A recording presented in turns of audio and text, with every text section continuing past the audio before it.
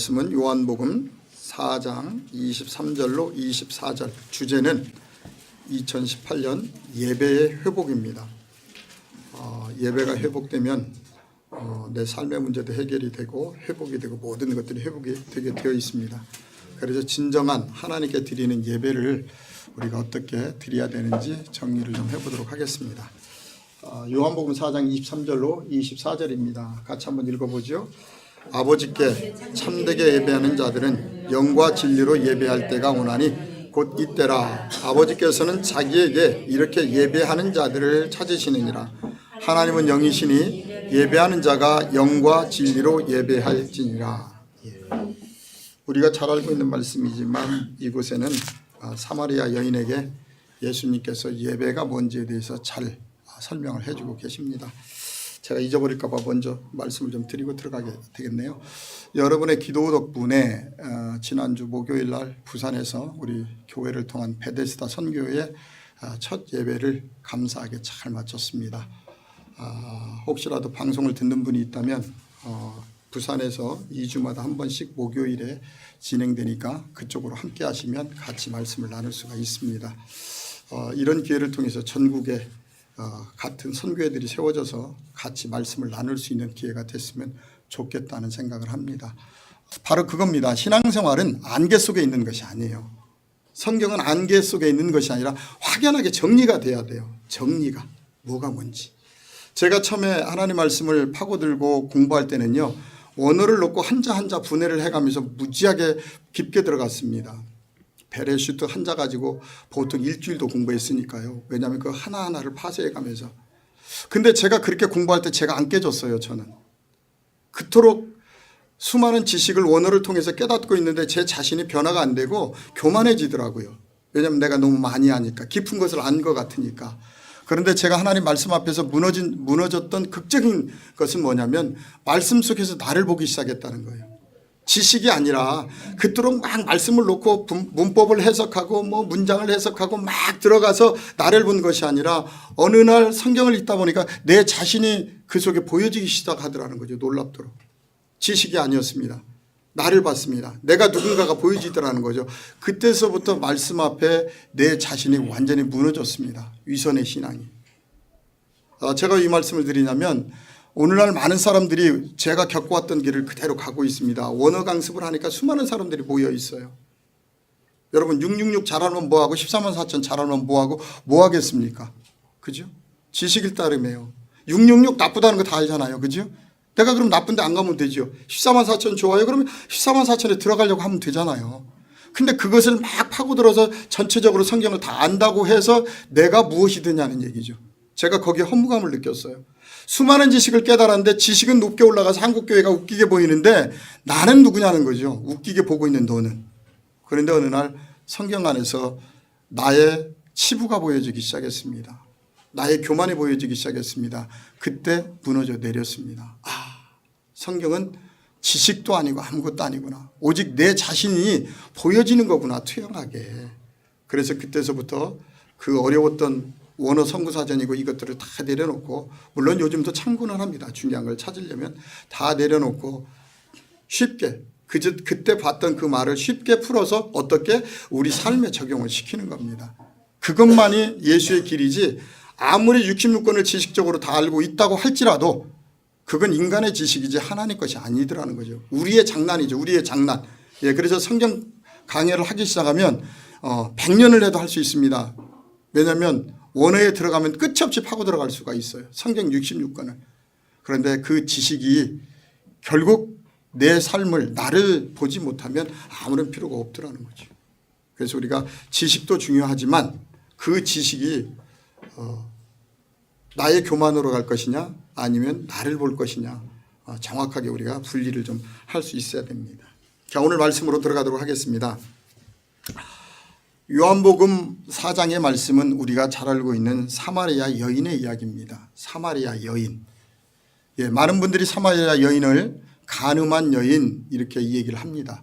그런데 오늘 우리가 조금만 지혜 있는 사람이 읽어보면 사마리아 여인의 영적인 상태가 얼마나 높은지 알 수가 있잖아요. 그죠? 지금 사마리아 여인은 물을 길러 다닙니다. 그것도 어디 우물이냐면 야곱의 우물. 산자입니다. 산자에게 죽은 자가 아닙니다. 야곱의 우물. 성경에서 물이라는 것을 깊게 들여다보면 말씀을 얘기합니다. 무슨 얘기냐면 사마리아 여인은 뭔가 생수를 지금 생명의 물을 찾으러 다니는 거죠. 그것을 지금 요한복음 4장에서 얘기하는데 우리가 성경을 깊게 보지 못하면 그냥 가늠한 여인, 남편이 5 있었던 여인 이렇게 그냥 넘어가죠. 자, 사마리아 여인은 참 특별한 여인입니다. 예수님께서 사역을 시작하시고요. 첫 번째 찾아가신 여인이 사마리아 여인이에요. 왜냐하면 날마다 우물에 물을 길러 오기 때문에. 그래서 사마리아 여인에게 지금 하신 말씀입니다. 사마리아 여인이 뭐라고 얘기했느냐면 예수님께 뭐라고 얘기하느냐면 4장 20절을 한번 볼까요? 우리 성경을 좀 가만히 펴놓고 보세요. 요한복음 4장 20절. 자, 우리 조상들은 이 산에서 예배하였는데 당신들의 말은 예배할 곳이 예루살렘에 있다 하더이다 그래요. 무슨 얘기냐면 예배를 드리려면 꼭 예루살렘에 가서 드려야만 되는. 지금 사마리아 여인은 예루살렘에 가지 못하고 지금 이곳에서 지금 예배를 드리고 있는데 당신들의 조상들은 예루살렘에 꼭 거기만 가서 예배를 드려야 된다고 얘기하더이다 이 말이에요. 여기서 우리가 예배의 개념을 좀 잘 정리를 해야 됩니다. 과연 하나님께서 예수님께서 원하시는 오늘날의 예배가 뭘까? 제가 오늘 이 말씀을 준비하면서 한 주간 이렇게 시간 날 때마다 하나님 앞에 계속 기도했어요. 예배. 어떻게 정리해야 하죠?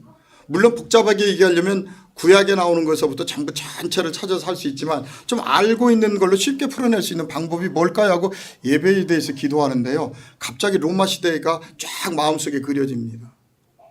무슨 얘기냐면 기독교인의 삶을 생각해 하더라는 거죠.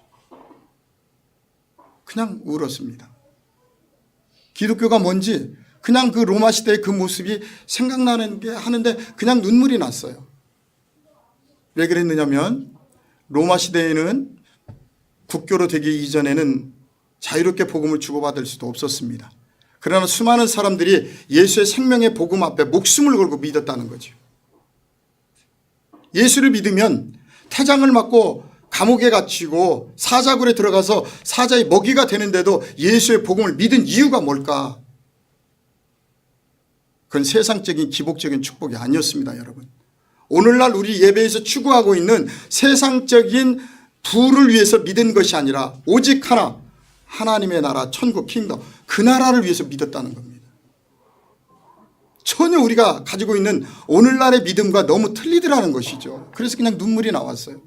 바로 이것이 성도들의 길인데 오늘날 우리는 잘못된 예배, 잘못된 메시지를 듣고 있다 보니까 아버지의 나라는 잊어버리고 오직 이 땅에서의 부귀영화만 노리고 있는, 바라고 있는 우리의 모습이 보여지더라는 거죠. 역사적으로 보면 로마 시대 때 얼마나 박해를 받았는지 그들이 다 땅굴을 파고 들어갔잖아요. 복음의 신조를 지키기 위해서 오직 하나 예수를 믿는다는 그 이유만으로 박해를 받고 세상에서 배척당하니까 그들이 예수를 자유롭게 믿기 위해서 공동묘지 밑에 굴을 파고 들어가고 오늘날까지 있잖아요. 그러다가 또 잡히면 사자굴에 들어가서 사자의 밥이 돼버리는 그러한 신앙생활을 했다는 얘기입니다. 그런데 그들이 왜 이토록 열정적으로 목숨을 버리면서까지 예수를 믿어야만 됐을까? 오늘날 우리의 신앙하고는 너무나 차이나는, 오직 그분만이 우리의 구원이라는 것에 확신이 있었기 때문에 세상적인 부귀영화를 누리려고 했으면 예수를 버려야죠. 예수를 버리고 세상을 쫓아갔으면 그들도 부귀영화를 누릴 수가 있었을 것입니다. 사도 바울도 대표적인 사람입니다. 예수를 부정하고 그냥 그 자리에 있었더라면 놀라운 자리에 제사장까지도, 대제사장까지도 바라볼 수 있는 사람이었는데 예수를 믿음으로 말미암아 그는 고난의 길을 갔다는 거지요. 이것이 바로 오늘날 그리스도인들이 가야 될 길인데 이게 잘못된 예배를 통하다 보니까 잘못된 위선적인 신앙생활로 바뀌어버린 겁니다, 지금 우리가. 그래서 2018년 우리가 첫 시간에 예수님께서 넘어선 3가지의 그 시험을 우리가 봤습니다. 그렇다면 예배가 회복된다면 우리의 나머지 인생의 삶은 다 형통할 수밖에 없다는 거죠. 자, 오늘 이 말씀을 풀어내기 위해서 좀 더 들어가도록 하겠습니다. 자, 잘못된 예배가 뭐냐는 거죠, 그러면. 잘못된 예배가 뭘까 하고 성경에서 보니까 외식적인 예배와 가르침입니다. 그냥 겉만 그럴듯한 거죠.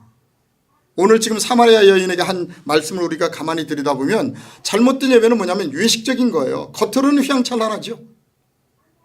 오늘날 가장 휘황찬란하게 예배 드리는 곳이 어디냐면 천주교입니다, 여러분. 제가 며칠 전에 어디를 가느라고 전철을 탔어요. 여기 백성역에서. 근데 어떤 분이 묵주를 이렇게 돌리고 있으니까 한 여자분이 옆에 가더니 천주교 다니세요? 하고 물어봤어요. 그러니까 천주교 다닌다고. 그랬더니 옆에 있는 그분에게 교회 다니세요? 그러니까 예. 근데 사람이 좀 띨빵하게 생겼어요. 내가 보니까. 그러니까 남한테 가서 돌리고 있는데 천주교 다니세요? 하고 물어보죠. 딱 보니까 좀 띨빵해요. 그래서 그런가 보다 하고 있었어요. 그리고 이제 전철에 와서 탔습니다. 제가 어떤 종교를 부정하려고 하는 것이 아니라 분명히 알아야 된다는 거예요. 그곳에서 하나님의 자녀가 있고 이곳에도 있고 저곳에도 있어요. 그런데 허와 실을 알으라는 거예요. 그래서 전철을 탔습니다. 탔더니 그분이 이제 이거 묵주를 돌리시던 분이 그 사람이 저기 서 있으니까 불러요. 자기 옆에 와서 앉으라고. 앉았습니다. 그러니까 뭐라고 했냐면 왜 사람이 만든 이상한 이단을 믿느냐는 거예요. 사람이 만든 걸 왜 믿고 있느냐. 그러니까 그거 때려치고 천주교로 와라. 당신도 그 사람이 만든 거다. 그래서 제가 듣고 생각해 봤어요. 아니 천주교에서 어떻게 교육을 받았길래 저분이 저런 이상한 이야기를 하지? 정말 모르는 거잖아요. 언제 예수님이 베드로를 교황이라고 세웠나요? 아니 예수님이 베드로 보고 너 교황이다 하고 세운 적 있어요? 자기들이 만드는 거잖아요. 자기들이 자기들의 교권을 만들기 위해서 베드로를 자기 초대 교황으로 인본적으로 세우는 거잖아요. 여러분 잘 알으셔야 돼요. 사람이 만든 거라고요. 그것도. 분명히 마태복음에 가서 보면 주는 그리스도시오라는 고백을 합니다. 그죠? 주는 그리스도시오라는 고백을 하니까 예수님께서 뭐라 그래요? 내가 그 반석 위에 교회를 세우겠다. 그래서 베드로 호가 반석은 맞습니다. 그런데 베드로가 호가 반석이라 그래서 베드로 위에 교회를 세운다고 했던 것이 아니고 베드로의 그 고백 위에 세우겠다는 거예요. 그 진실된 믿음 위에.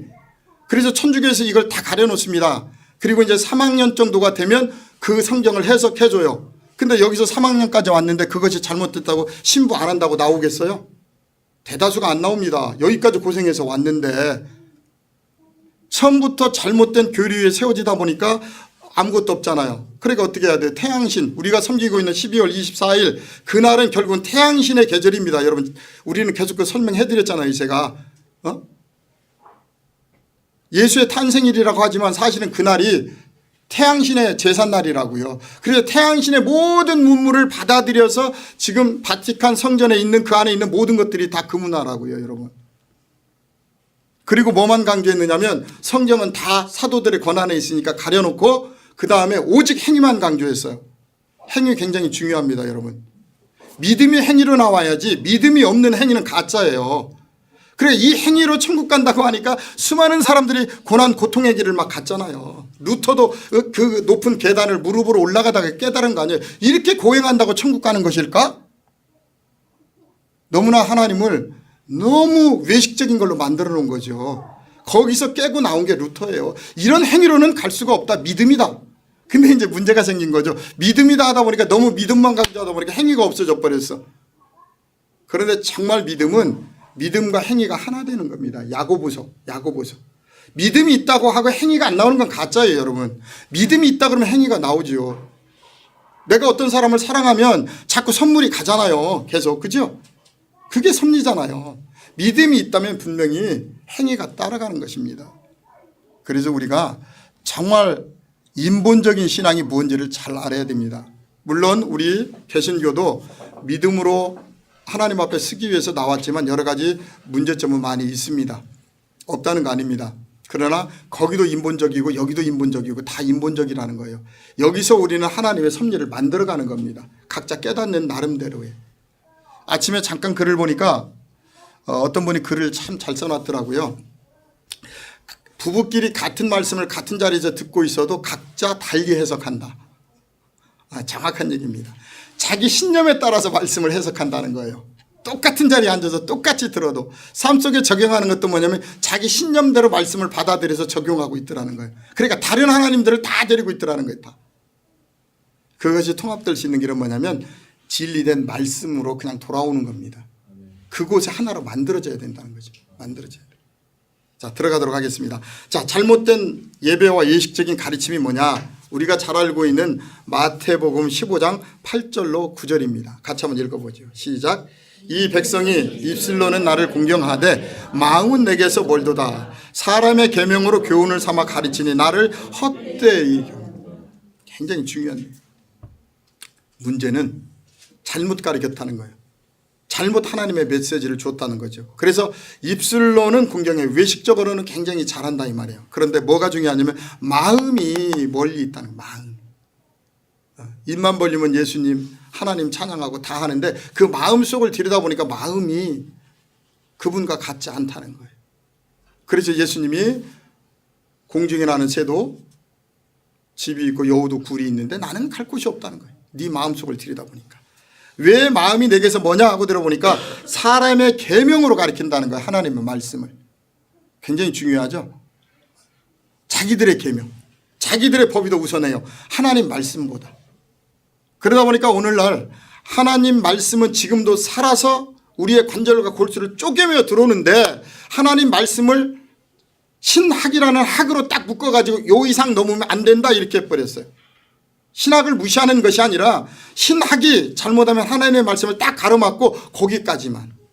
이 믿음이라는 게 가장 잘못된 것을 가리키고 있습니다. 믿음이라는 건 뭐냐면 입으로 믿음이 아니잖아요. 내 마음속에서 진정한 고백이 나와야 되는데 우리는 입술로만 믿으면 믿음이라고 자꾸 얘기한단 말이에요.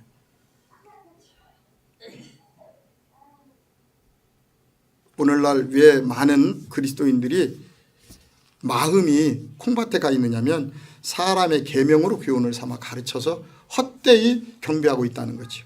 자, 그런데 이것이 신약의 예수님의 말씀만은 아니더라는 거죠. 다시 한번 들어가 보도록 하겠습니다. 자, 말라기서 2장 8절로 9절로 갑니다. 구약의 제일 마지막입니다.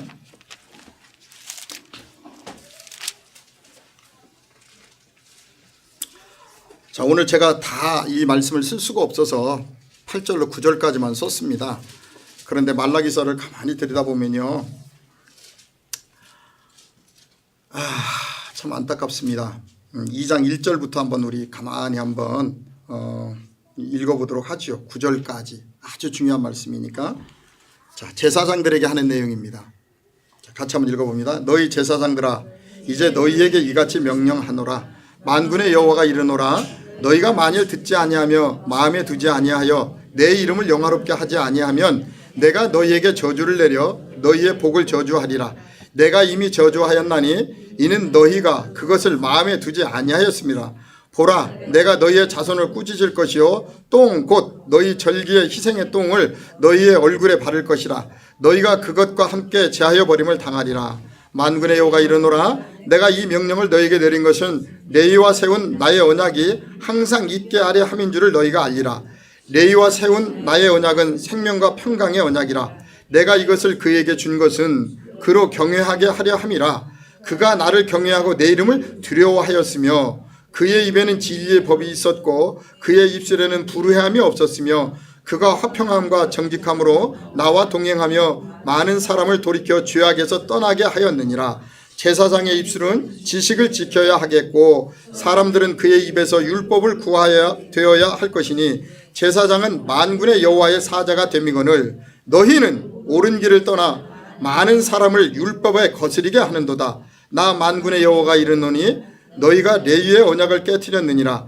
너희가 내 길을 지키지 아니하고 율법을 행할 때에 사람에게 치우치게 하였으므로 나도 너희로 하여금 모든 백성 앞에서 멸시와 천대를 당하게 하였느니라 하시니라.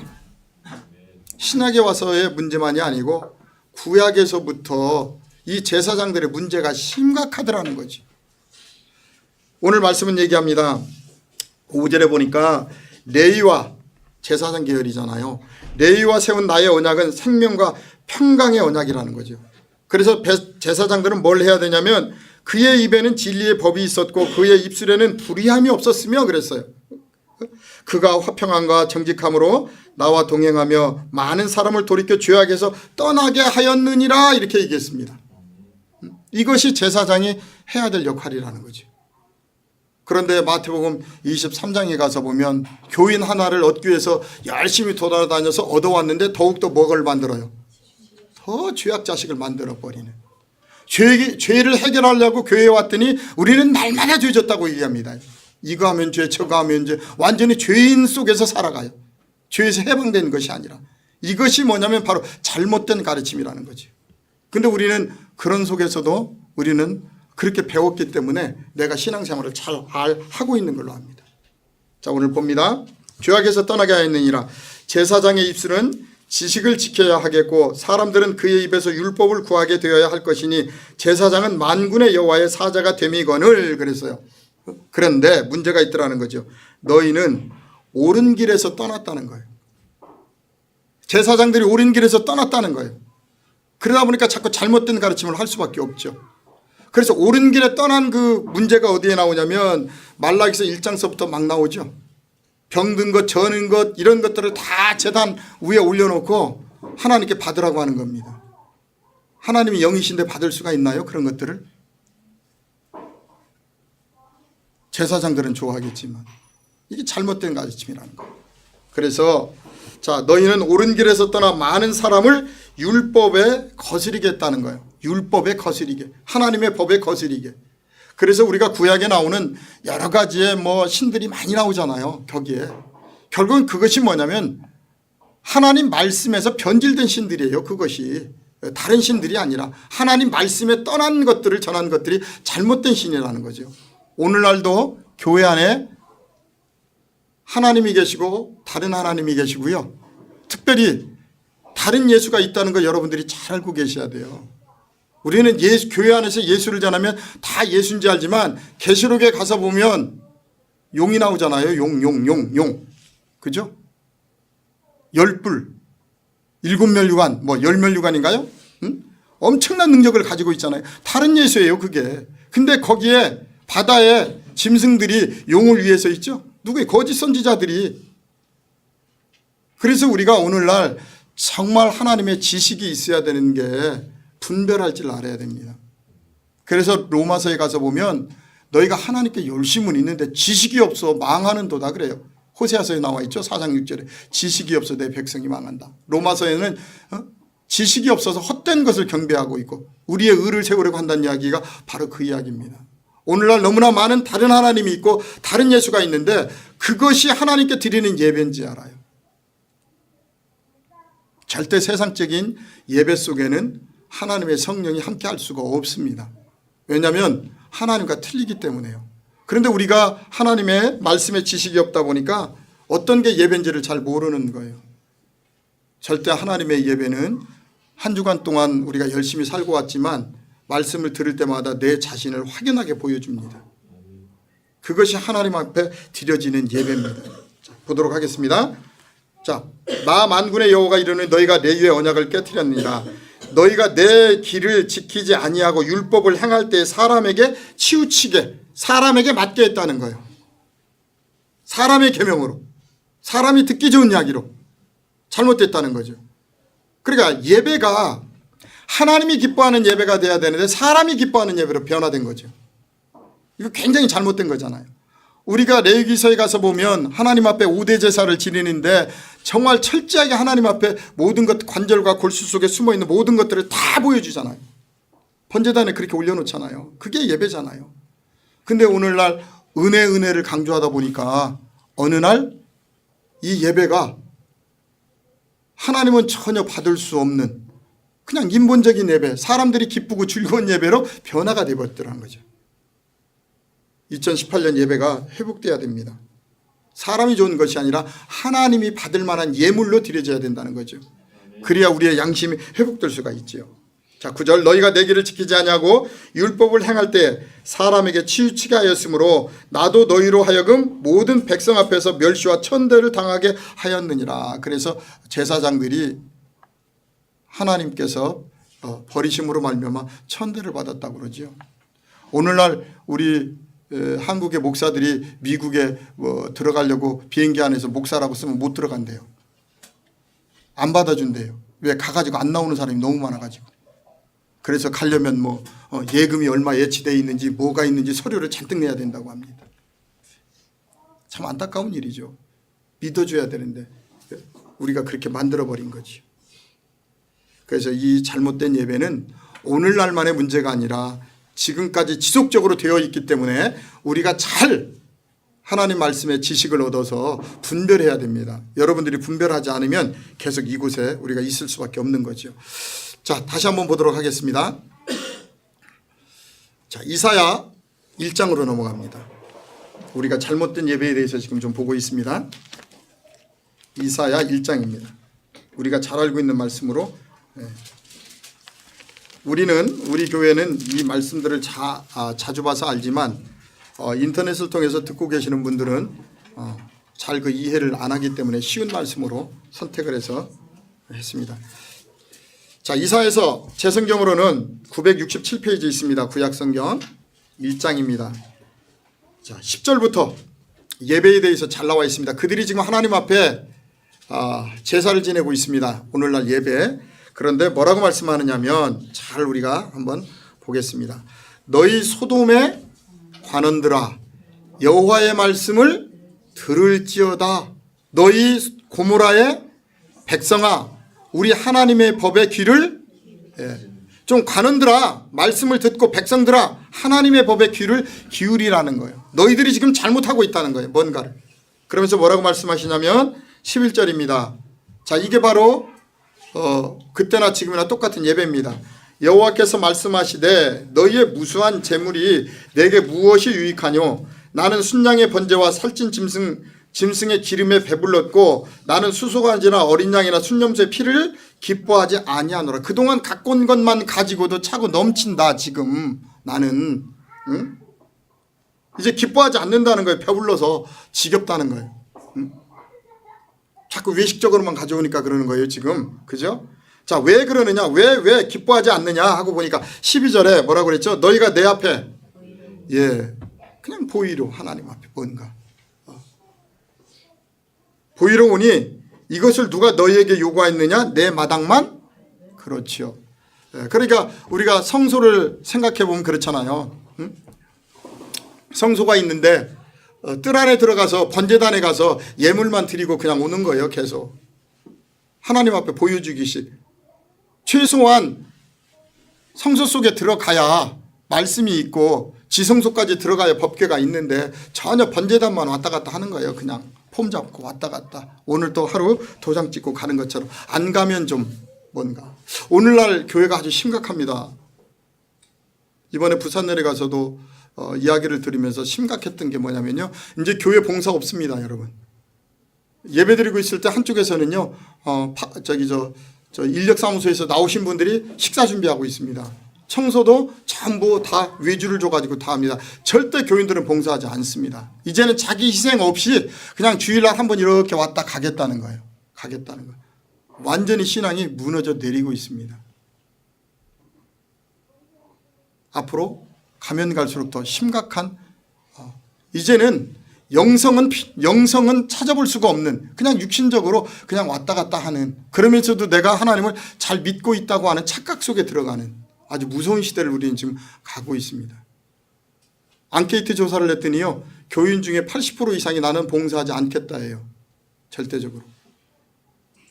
물론 뭐 교회가 와가지고 여러 가지 일을 하는 조직은 아닙니다. 와서 말씀 듣고 나가서 삶을 살아내는 조직이 맞죠. 우리 교회 같으면 아무 문제가 없죠. 왜냐하면 우리는 세상에 나가서 빛과 소금의 역할을 감당하려고 하니까. 그럼에도 불구하고 최소한의 봉사도 하지 않는 이제는 그런 시대 속에 지금 우리가 들어가고 있다는 겁니다. 왜냐하면 우리가 하나님을 본질적으로 어떤 분인지를 잘 몰라서 그래요. 그러다 보니 세상적인 것만 추구하다 보니까 자꾸 세상으로 교회도 똑같이 지금 가고 있는 겁니다. 오늘 여호와께서 말씀하십니다. 너희가 내 앞에 보이러 오니 이것을 누가 너희에게 요구했느냐. 내 마당만 지금 밟고 있다. 그러면서 뭐라고 했냐면 깨닫지 못한 예물이에요. 여기서 헛된 재물 하니까 재물을 하나님이 다 버려버리는 거 아닙니다. 헛된 재물. 쉽게 얘기해서 내 욕심 채우려고 가지고 오는 재물들이에요. 예수님은 분명히 마태복음 23장 23절에 분명히 얘기하셨어요. 박하회관과 근처에 드렸지만 더 중요한 게 있다. 세 가지. 이건 마음속에서 이루어지는 거잖아요.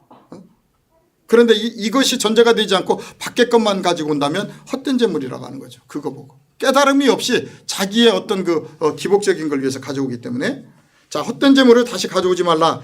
분향은 내가 가증히 여기는 바요. 월삭과 안식일과 대회로 모이는 것도 그러하니 성회에 아울러 악을 행하는 것을 내가 견디지 못하겠다. 너희들이 모이는 것이 겁난다는 거예요. 우리는 주일날 모여가지고 하나님 영광 받으십시오 하고 막 찬양하고 하는데 하나님은 다 귀찮다는 거예요. 무섭다. 너희들이 모이면. 왜? 와가지고 떼쓰잖아요. 하나님 앞에 막. 금식 기도해가면서 떼쓰고 자기 기도 이뤄달라고. 그죠? 자, 그런데 이런 신앙은 우리가 어렸을 때는 우리도 어쩔 수 없이 이렇게 배워서 했어요. 그런데 이제는 한 단계가 올라가자는 거죠. 신앙이. 그게 예수 믿는 게 아니라는 거죠. 자, 14절입니다. 내 마음이 너희의 월삭과 정한 절기를 싫어하나니 그것이 내게 무거운 뭐다? 짐이다는 거예요. 안식일 날 또 무슨 날 하여튼 모이기만 하면 하나님 앞에 짐보따리를 잔뜩 내려놓고 가요. 이거 해주세요. 저거 해주세요. 저거 해달라 하지 말고요. 이 문제가 왜 생겼는지를 빨리 손을 얹고 기도하면 0.1초도 안 돼가지고 응답 팍 주십니다. 그냥 문제에 대한 해결. 그런데 우리는 문제에 대한 해결을 하지 않고 하나님 앞에 짐보따리만 잔뜩 맡겨 해결해달라고. 그러니까 문제가 일평생 해결이 안 되는 거잖아요.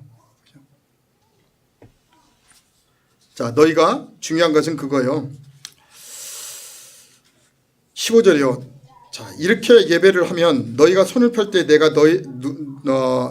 너희가 손을 펼 때 내가 내 눈을 너희에게서 가리고 너희가 많이 기도할지라도 내가 듣지 아니한다는 거예요. 왜냐하면 이는 너희 손에 뭐가? 피가. 피는 좋은 피도 있지만 나쁜 것도 있어요. 사람을 죽이는. 그래서 뭐라고 얘기하냐면 성경은 너희는 스스로 씻으라는 거죠. 예배가 이겁니다, 여러분. 내 욕심을 채우는 것이 아니고 스스로 씻으며 스스로 깨끗하게 하여 내 목전에서 너희의 악한 행실을 버리며 행악을 그치고. 그럼 지금 하나님 앞에서 악한 행실이 뭐예요? 잘못된 예배를 드리고 있는 거잖아요. 세상적인 것만 잔뜩 쌓아놓고 그곳에 기복적인 신앙을 드리고 있으면, 철학적인 예배를 드리고 있으면 그것이 하나님 보기에는 악한 행실이라는 겁니다. 그러니까 그런 행악을 그치라는 거예요. 제발 그런 재밌는 이야기 좀 그만하라는 거죠. 응? 그 다음에 17절 선행을 배우며 정의를 구하며 학대받는 자를 도와주며 고아를 위하여 신원하며 가부를 위하여 변호하라 그랬어요. 그렇게 헛된 예배 드리지 말고 쉽게 무슨 얘기요? 어렵고 힘든 사람들 좀 가서 돌아보라는 얘기예요. 그러면서 18절 같이 한번 읽어봅니다. 시작. 여호와께 말씀하시되 오라 우리 변론하자. 너희의 죄가 죽음 같을지라도 눈과 같이 희어질 것이요 진홍같이 붉을지라도 양털같이 희게 되리라. 변론하자는 거예요. 예배가 뭐냐면 변론하자는 거예요. 좀 하나님 말씀을 듣고 좀 깨달으라는 거예요. 이게 예배입니다. 예배. 다른 것이 예배가 아닙니다. 듣는 거예요. 하나님 말씀을 듣고 지난 한 주간 내가 하나님 말씀대로 열심히 살려고 살았는데 보니까 이게 잘못됐구나. 깨닫는 거예요. 깨닫는다는 건 중요한 겁니다. 깨닫게 되면 우리가 다음에 그 행위가 하려고 그랬을 때 자꾸 마음에서 꺼리낌이 나오잖아요. 꺼리낌이. 그래서 그거를 우리가 이겨낼 수가 있는 것이지. 지금 이사야서 1장에도요. 하나님 앞에 정말 잘못된 예배, 잘못된 것들이 지금 쭉 나오고 있는 겁니다. 인본적이죠. 사람들이 좋아하는 예배. 자, 그렇다면 성령과 진리의 예배가 뭐냐는 거죠. 오늘 요한복음 4장 23절로 24절입니다. 다시 한번 돌아가 봅니다. 자, 이런 먹고 마시는 이런 예배가 아니라, 자, 다시 한번 읽어볼게요. 앞에 있으니까요. 시작. 아버지께 참되게 예배하는 자들은 성령과 진리로 예배할 때가 온다. 곧 이때라. 아버지께서는 자기에게 이렇게 예배하는 자 찾으시느니라. 하나님은 영이시니 예배하는 자가 영과 진리로 예배할지니라. 하나님은 영이시다는 거예요. 이번에 부산에서 예배 드리는데 옆에 앉으신 분이 그 얘기를 하시더라고요. 남편이 그러더래요. 아니 하나님이 영이신데 저 돈을 가져갈 수가 있을까? 옆에서 그렇게 의문을 가지시더라고. 이 얘기를 하더라고요. 그 남편분이 상당히 영적인 것 같아. 빨리 깨달으신 것 같아. 하나님은 영이십니다. 여러분의 그 마음, 진실한 마음이 필요한 거죠. 자, 진실한 마음. 그래야지 복음은요, 양심과의 치열한 싸움입니다. 내 양심과. 왜냐하면 복음을 듣다 보면 굉장히 편리한 신앙에 들어갑니다. 내 안에 자유가 들어가고 기쁨이 들어가고. 그런데 그 자유와 기쁨 속에서 사실은 내 양심과 치열한 날마다의 싸움이 이루어질 수밖에 없습니다. 그래서 그 양심이 정말 올바로 채워지는 게 복음입니다. 자, 오늘 사마리아 여인에게 예수님께서 얘기합니다. 여기도 저기도 예배를 드리는 장소가 문제가 아니라 하나님께서 원하시는 것은 영과 진리로 예배하는 자, 바로 이렇게 예배하는 자를 찾는다는 거예요. 진실한 예배. 겉으로 외식적으로 휘황찬란하고 뭐 몇만 명이 모여서 거룩한 예식을 통해서 거룩한 옷을 입고 예배드리는 그것을 원하는 것이 아니라 정말 성령과 진리로 예배하는 바로 이러한 자들을 찾고 계시다는 거예요. 그게 바로 성경에 나오는 2렙돈을 드렸던 그 여인의 예배입니다. 2렙돈 별거 아니잖아요. 우리나라 현재 돈으로 따져도 정말 하찮은 돈. 그런데 그 안에 그 여인의 모든 마음이 들어가 있더라는 거예요. 생활비이 전부 다 이렇게 돼 있어요. 원어에서 보게 되면 생활비. 내 모든 마음이 그곳에 절절하게 들어있는 거죠. 그곳에. 하나님은 영이시니 예배하는 자가 진리로 영과 진리로 예배할 때가 있다 그랬어요. 그래서 영적인 예배가 뭐냐?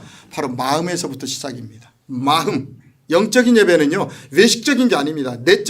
내적으로 내 안에 말씀이 승화되어서 삶을 통해서 나오는 거예요, 여러분. 잘 알으셔야 돼요. 이게 하나님께서 영적인 예배입니다. 자, 영적인 예배는 첫째는 회개입니다. 말씀을 들을 때 내 자신이 다 보여지는 거예요. 깨달아지는 겁니다. 회개입니다. 이것이. 그 다음에 두 번째, 감사입니다. 하나님 앞에 진실한 회개와 감사. 그 다음에 마지막, 사랑입니다. 그분의 그 크신 사랑이 내 삶을 지금 운행해 가고 있고 나를 함께하고 있다는 이거 하나만 가져도 우리는 하나님 앞에 얼마든지 감사할 수가 있는 거죠. 어저께 병문안을 갔다 왔습니다. 우리 목사님이 창동에 계시는데 항상 활달해요. 웬만한 좀 아픔이 있어서 잘 참으시는 분인데 연초에 새벽기도 끝나고 집에 문을 열고 들어가다가 대문에서 넘어졌어요. 넘어져서 여기 뼈가 부러졌어요. 여기 뼈가 아주 단단한 뼈랍니다. 근데 뼈가 부러졌어요. 뼈가 부러지니까 이제 병원에 가서 동네 병원에 정형외과에서 엑스레이를 찍었는데 이거 문제가 심각합니다. 처음에는 가니까 그냥 뭐 보도로 받고 이렇게 묶으면 됩니다. 그래서 그런가 보다 했는데 사진을 찍었는데 뭐가 이상하다는 거예요. 빨리 서울대학병원으로 가십시오. 빨리 가십시오. 그러니까 왜요? 그러니까 하여튼 뭔가 이상합니다. 가보세요. 그래가지고 서울대학병원에 가니까 가자마자 중증 환자로 바로 등록을 해버리더랍니다. 뭡니까? 그랬더니 100만 명에 한두 명밖에 안 생기는 종양이 뼛속에 들어있다는 거예요. 뼛속에. 그러니까 쉽게 얘기해서 하나님의 은혜예요. 뼈 부러진 게. 안 부러졌으면 영원히 모르죠. 그러니까 이게 속에서 종양이 커지다 보니까 뼈가 약해져서 으스러져 버린 거예요. 넘어지니까 이게. 아니 집에서 자기 집 앞에서 문 열고 들어가다 넘어지는 사람이 있어요? 없잖아요. 근데 이 목사님이 들어가다가 집 앞에서 넘어져가지고 부러졌는데 가보니까 뼛속에 종양이 있는 거예요.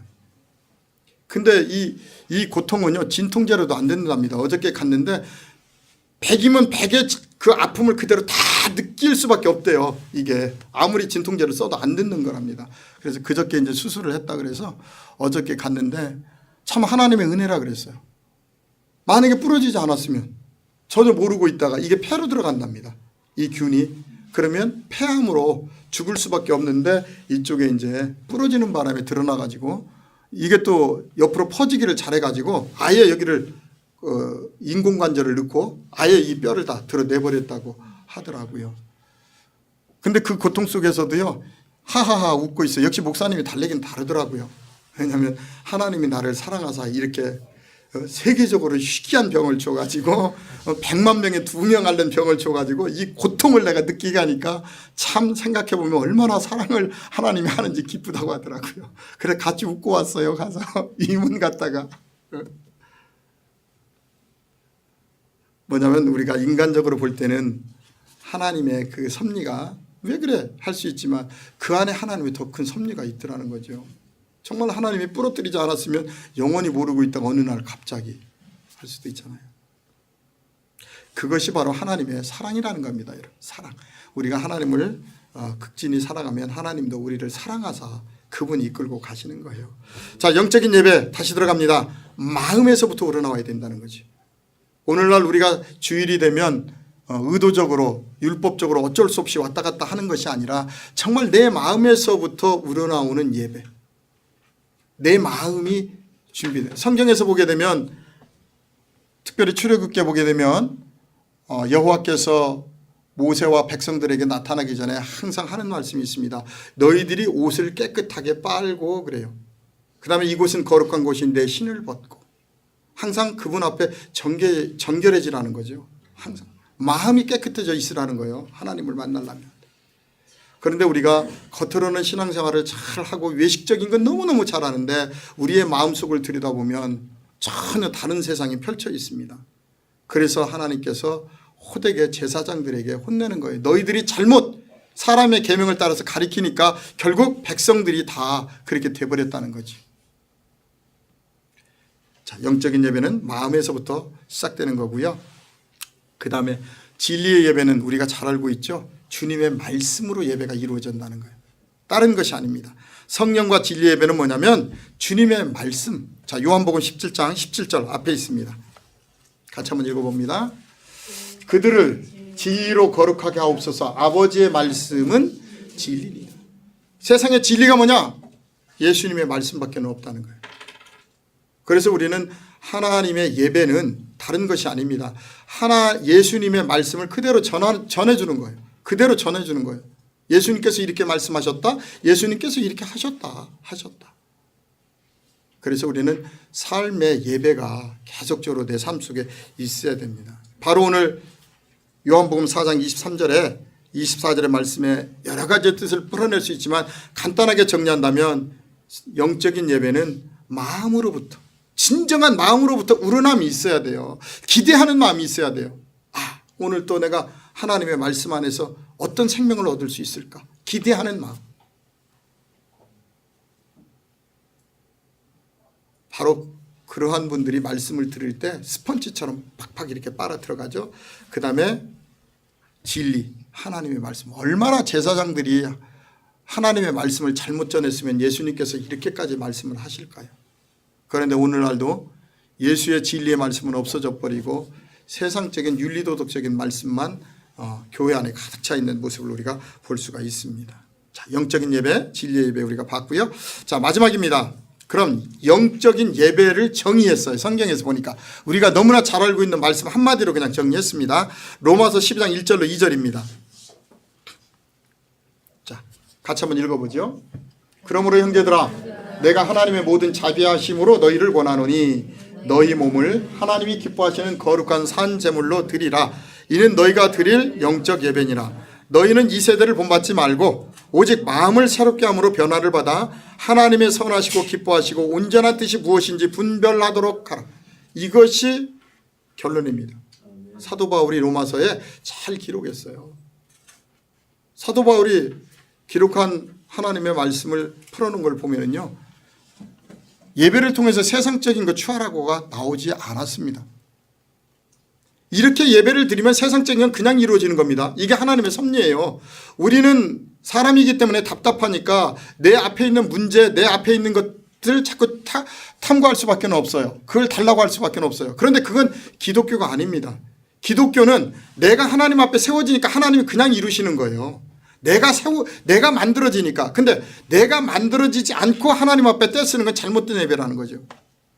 자, 오늘 얘기합니다. 그러므로 형제들아, 내가 하나님의 모든 자비하심으로 너희를 권하노니 너희 몸, 그죠? 몸을 하나님이 기뻐하시는 거룩한 산 제물로 드리라. 이는 너희가 드릴 합당한 예배다 그랬어요. 하나님 앞에.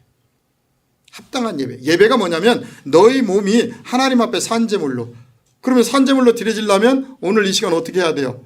여러분들이 제물이 될 수 있도록 하나님 말씀이 히브리서 4장 12절처럼 관절과 골수를 쪼개듯이 선포가 돼야지요. 그렇다고 해서 제가 여기 서가지고 막 회개라고 막 이렇게 하는 게 아니잖아요. 그냥 말씀을 풀어드리는 거예요. 풀어드리는데 이 말씀이 생명이 있기 때문에 우리들 속에 들어가서 내 자신이 보여지는 거죠. 그죠? 또 이렇게 얘기하면 또 막 앞에서 또 카리스마 가지고 막 소리치고 으악 막 은사를 가지고 이렇게 해야 또 하나님 앞에 되는 걸로 알아요. 아닙니다. 그냥 제자들도 그랬고요. 예수님도 그랬고 말씀을 풀어냈어요. 풀어냈는데 그 말씀 속에서 우리가 산 제물로 드려진 거죠. 깨달아지니까. 자, 이렇게 산 제물로 드려지니까 너희는 이 세대를 본받지 말고 오직 마음을 새롭게 함으로 변화를 받아 하나님의 선하시고 기뻐하시고 온전한 뜻인지 무엇인지 뭐하라? 분별하라는 거예요. 분별. 그래서 우리가 예배를 잘 드리면은요, 무엇이 하나님의 것인지 아닌지 분별이 됩니다. 분별. 자, 오늘 말씀 정리합니다. 예배가 하나님 앞에 이렇게 회복되기만 하면 우리 삶의 모든 것들은 그 예배 안에서 다 해결이 되게 되어 있습니다. 그것이 성령께서 하시는 일이고 하나님의 역사입니다. 그러므로 2018년은 우리 모두가 하나님 앞에 올바른 예배가 회복되어서 내가 좋은 예배가 아니라 하나님께서 기뻐하는 예배로 우리가 한국교회와 전세계 교회가 만들어지기를 주님의 이름으로 축원을 드립니다. 기도하겠습니다.